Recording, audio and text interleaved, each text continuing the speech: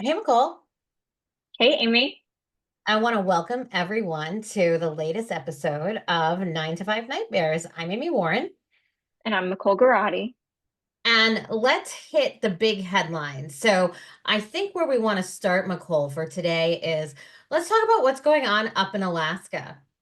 Yes. So this is pretty big news. So a judge in Alaska stepped down earlier this year. And what's been coming out recently is that the reason why he stepped down is because he was involved romantically with either one or more prosecutors. And that may have been that may have Oh, resulted in conflict of yeah. interest in a And the lot of scale of cases, this potentially. is Oh yeah. incredible. It's Oh yeah. 44 cases, and Potentially. Yeah, they're looking. Yeah. yeah. Yep. And it seems like that he engaged in like inappropriate relationships with defense attorneys and different attorneys that caused problems with him having a conflict of interest on these cases. So Yeah, this, prosecutors. yeah, Yeah. this is fascinating because Yeah. in the US, you can't be tried twice. So Right. I mean, I'm not a legal expert by any sense of the means, but the first thing that I think about is the little bit that I know is um, all of these cases may end up becoming like mistrials, and I don't know if they can then be retried again. So this is fascinating in terms of how misconduct can really impact things.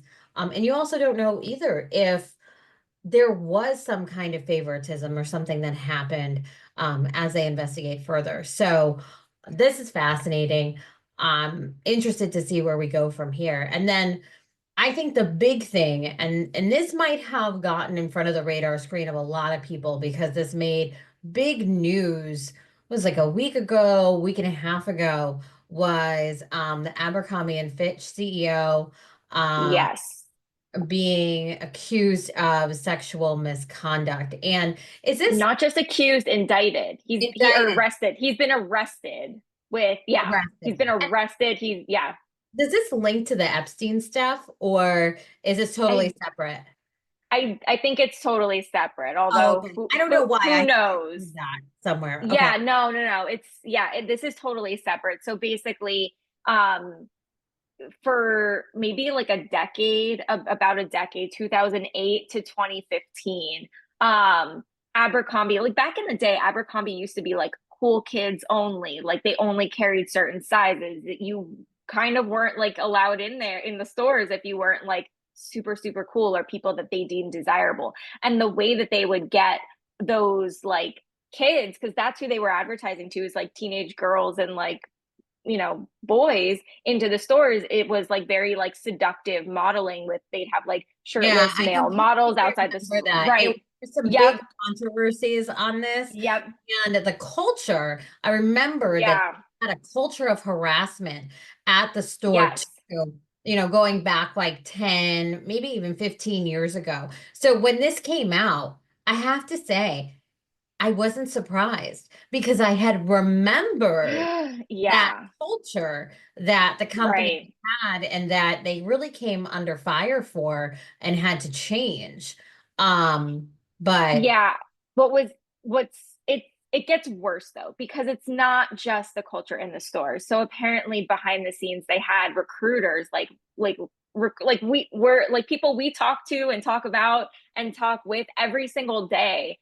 Recruiters they had were one of the recruiters was also in arrested on the charges too, for recruiting people for sex parties. So the male models that we saw outside of stores, they were being promised, and in their catalogs and stuff like that, they were being promised like legitimate like modeling careers and like really expansive modeling opportunities if they engaged in sex parties with them, with the CEO, his romantic oh partner, my and goodness. whoever else was there. And they were drugging these men at these parties and raping them. And it was, yeah, like like I have chills talking about it. I had chills reading it. It was just, it's so It's gross. And horrible. And the fact that they were using the yeah, company as a yeah. vehicle and a marketing ploy for sex Oh trafficking. yeah.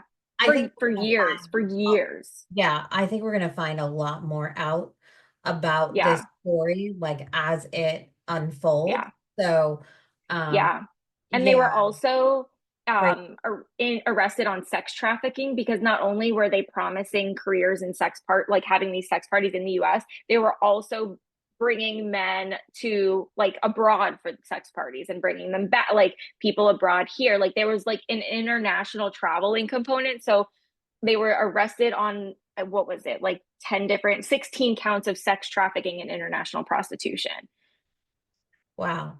I did not Yeah, realize the extent of how far yeah, like this went with leveraging the brand and the company to yeah. entice people to this. I mean, this is just of manipulation in all of A this. hundred, 100%. And they were actually like, for the people that were like the men that were kind of hesitant, they would be like, okay, well, if you don't do this, then your career is going to be destroyed. They were like, like it was just, it was Weinstein-esque kind of thing, but on a larger, more commercial kind of a scale, I feel like, because the Weinstein stuff, from my observation, seemed like there were less people involved. This seems like there were a lot of people involved in making all of this happen that were not just tacitly involved in it, but explicitly involved in it. So, I mean, I can't comment on the comparison because I don't know, but both of them are just horrific. And in some of the cases, I think I read that one of the men was as young as 19 years old. Like just yeah. yeah, really gross. So, um, eh, on all of this topic too, we've got a bit of an update. So, a couple weeks ago, for those of you that have been following what we've been talking about, we had a big headline hit with MrBeast and misconduct that was going on where his employees were being accused of sexual misconduct and some other things. And it's interesting as of today, like this article came out today, but um it happened last week where they fired as many as 10 employees after they did a third party investigation onto like the workplace culture. Now, they found harassment and misconduct. I would say the positive thing that came out of this was that they didn't find some of the sexual misconduct that were some of the stronger allegations of things that were going on. So That's good. I think that's a good outcome of this. And then it also said Yeah. too that um, the third party investigation showed that they didn't knowingly employ people with histories towards illegal or questionable conduct. So I would say it does seem, on the one hand, it does seem like there was a toxic workplace culture around Yeah. harassment and things like that, which is never, ever good. But No. then on the other hand, some of the other more serious allegations, it doesn't seem like it was going on there. But I mean, whatever was going on there was enough to warrant firing 10 employees. So Yeah, that is a lot. That it is feels a like a lot. lot. It is a lot. Yeah. So, I think it's interesting, and I think it's interesting too that they were able to prove that they didn't knowingly hire people that had misconduct. So, you know, all of this is just fascinating. And I think we're going to see more of these kinds of investigations happen. Yes. I think we're going to see more of these kinds of outcomes happen. And I think part of the reason we're going to see this too is some of the new case law. And you and I have been talking about this, Right. where, if there's harassment going on online that's happening after Yeah. hours, but it includes people at the workplace, and someone comes in and tells someone at the workplace that this is going on, there is now case law that says Right. as an employer, you can be held liable for that. So I think we're Right. If you don't do anything about it. Yeah. exactly. So I think we're going to see more cases of misconduct happening, more allegations happening, because now the place where people are having to essentially monitor or look for harassment has grown, Yeah. and the place that they're responsible for it has grown larger. Yeah, and what's interesting about MrBeast too is that he very recently bought a recruiting platform for jobs. So Really? it's I interest, didn't know that. yeah.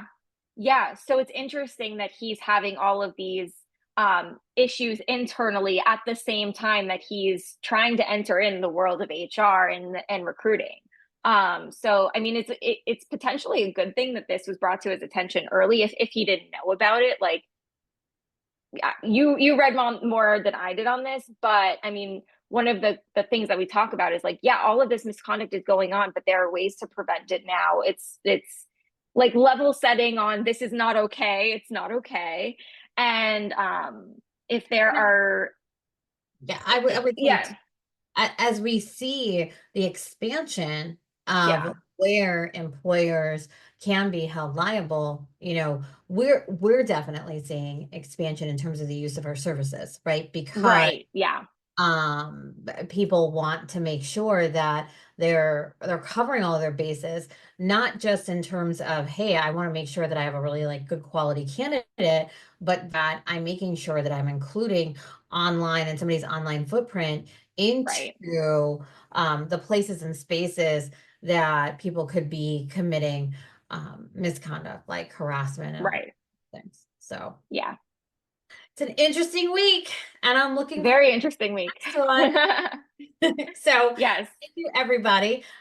Be sure to check out our other episodes, and we'll see you again next week on 9 to 5 Nightmares. I'm Amy. and I'm Micole, and we talk about workplace misconduct so you can avoid it.